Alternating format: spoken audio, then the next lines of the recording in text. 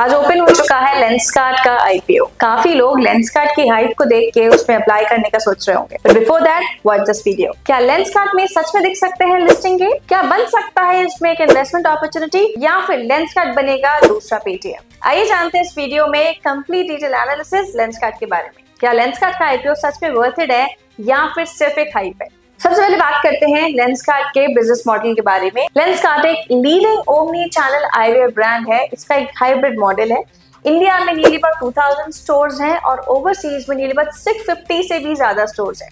इसके Indian market में plus इसके इंटरनेशनल मार्केट में भी एक स्ट्रॉन्ग रीच है, स्ट्रॉन्ग ब्रांड बिल्डिंग है। लेंसकार्ट सिर्फ ऑफलाइन ही नहीं बल्कि ऑनलाइन भी प्रेजेंस रखता है। लेंसकार्ट के फाइनेंशियल्स की बात करते हैं। लेंसकार्ट अभी एक लॉस मेकिंग कंपनी थी, but this year before the IPO Lenskart profitable हो चुके हैं। इसका फाइनेंशियल ईयर 24 में जो रेवेन्यू था वो नियरली अबाउट 5400 करोड़ का था, which was up by nearly about 43% year on year basis. अगर बात करें लेंसकार्ट के आईपीओ की, तो यहाँ पे कंप्लीटली हमारा जो आईवेयर ब्रांड है इनका, ठीक है, ऑफलाइन और ऑनलाइन प्रेजेंस है, उसकी वजह से प्रॉफिटेबिलिटी नहीं आई। यहाँ पे इनकम फ्रॉम अदर सोर्सेज की वजह से भी एक कंक्लूसिव प्रॉफिटेबिलिटी देखी गई है। इस कंपनी का नेट लॉस जो है वो रिड्यूस हुआ है 64 करोड़ से नियरली अबाउट 10 करोड़। एक पॉजिटिव पॉइंट और, इसका जो नेट लॉस है वो 64 करोड़ से डिप लेके 10 करोड़ पे हुआ है। It is nearly close to the break even as of now. But financial year 2025 के मार्जिन चेक करना बहुत ज्यादा जरूरी है। कंपनी आईपीओ लाने से पहले ही प्रॉफिटेबल हो चुकी है एंड इस प्रॉफिटेबिलिटी का होल सोल क्रेडिट सिर्फ और सिर्फ उसके आईवेयर ब्रांड पे नहीं जाता, बल्कि इसके प्रॉफिटेबिलिटी का क्रेडिट जाता है income from other sources also. तो एक कंक्लूसिव प्रॉफिटेबिलिटी लेंसकार्ट ने शो करी है। तो एक मेजर चीज हमें नोट डाउन करनी है, इसकी प्रॉफिटेबिलिटी के बारे में जानना है, बिजनेस के बारे में जानना पड़ेगा और डिटेल में, ताकि हम एक डीप डाउन एनालिसिस कर पाए before applying for this IPO. अब बात करते हैं इस कंपनी के आईपीओ की। इस कंपनी का आईपीओ का प्राइस बैंड है 382 से 402 रुपीज। जो अपर लिमिट है वो नियरली अबाउट 402 रुपीज की है। मतलब आपको हर एक इन्वेस्टर को आईपीओ मिलेगा नियरली अबाउट 402 रुपीज पे। इसके पीई की बात करें तो उसका पीई नियरली अबाउट 227 टाइम्स है। मतलब इसकी जो प्राइस टू अर्निंग रेशियो है वो 227 टाइम्स है, जो कि काफी ज्यादा है। एक रिस्क फैक्टर हमें यहाँ पे दिखता है। इश्यू साइज है नियरली अबाउट 7278 करोड़ का। एंड ऑब्वियसली जैसे अभी मैंने बताया, इस कंपनी की वैल्यूएशन काफी ज्यादा हाई है as compare to its price. तो यहाँ पे एक रिस्क फैक्टर हमें जरूर दिखता है कंपनी की हायर वैल्यूएशन। अब इस हायर वैल्यूएशन का इम्पैक्ट लिस्टिंग गेन पे क्या दिख सकता है? मार्केट में जब ये आईपीओ ओपन होगा तो किस प्राइस पे हो सकता है, आइए जानते हैं। आईपीओ के लिस्टिंग गेन जानने से पहले हम जान लेते हैं इस कंपनी से एसोसिएटेड रिस्क्स। सबसे पहला रिस्क है intense competition.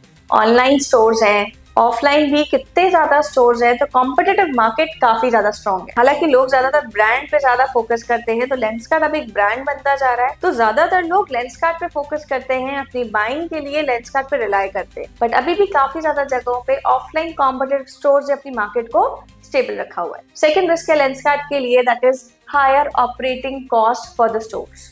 Store opening cost बहुत ज्यादा आई है, जिससे कि मार्जिन पे काफी ज्यादा प्रेशर बनता है। कंपनी जैसे जैसे अपने प्रेजेंस इंटरनेशनली भी बढ़ाती जा रही है, वहां पे उनको एक टफ कंपटीशन देखने को मिल सकता है। वॉरबी पार्कर जैसे प्लेयर्स अब्रॉड में हैं, उनके एग्जिस्टेंस है, और इसी वजह से लेंसकार्ट की स्टेबिलिटी में हमें थोड़ा सा रिस्क दिखता है। एक और बात इस आईपीओ के बारे में, ये आईपीओ एक कॉम्बिनेशन है फ्रेश इशू का और ऑफर फॉर सेल का। ज्यादातर जो मेजॉरिटी है वो है ऑफर फॉर सेल की, मतलब लार्ज इन्वेस्टर्स अपने शेयर्स का चंक जो है वो ऑफलोड कर रहे हैं, राइट। तो यहाँ पे एक रिस्क फैक्टर जो मेजर रोल प्ले कर सकता है लेंसकार्ट के आईपीओ के लिए, कि जो इन्वेस्टर्स हैं, लार्ज इन्वेस्टर्स हैं, वो अपना जो शेयर है वो ऑफलोड कर रहे हैं। इससे प्राइसिंग पे प्लस इससे लेंसकार्ट की स्टेबिलिटी और फ्यूचरिस्टिक ग्रोथ पे एक क्वेश्चन उठता है। As per the grey market premium इस कंपनी का जीएमपी नियरली अबाउट 47 रुपीज का है। दैट इज नियरली अबाउट 17% तक का हम लिस्टिंग गेन इस कंपनी में देख सकते हैं। ज्यादा चांसेस हैं क्योंकि लार्ज इन्वेस्टर्स अपने शेयर्स को ऑफलोड कर रहे हैं, तो स्टॉक को ओपन होते टाइम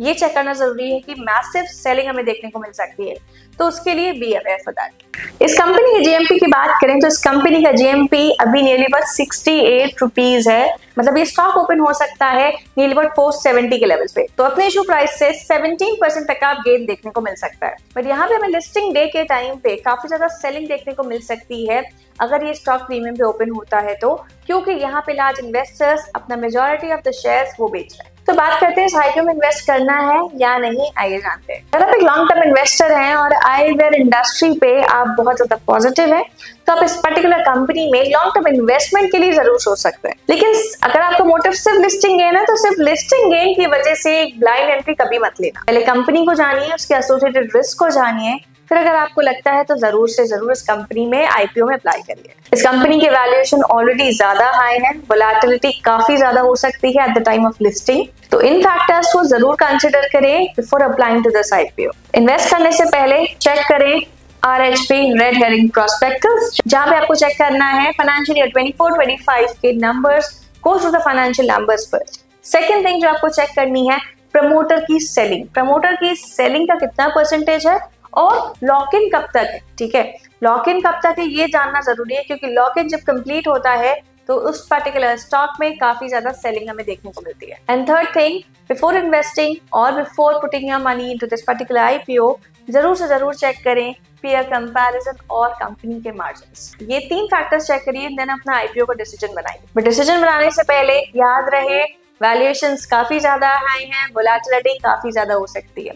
अगर आपको ये वीडियो पसंद आया हो तो लाइक करें, सब्सक्राइब करना ना भूलें। कमेंट्स में बताइए कि क्या आप इस पर्टिकुलर आईपीओ में अप्लाई करेंगे या नहीं।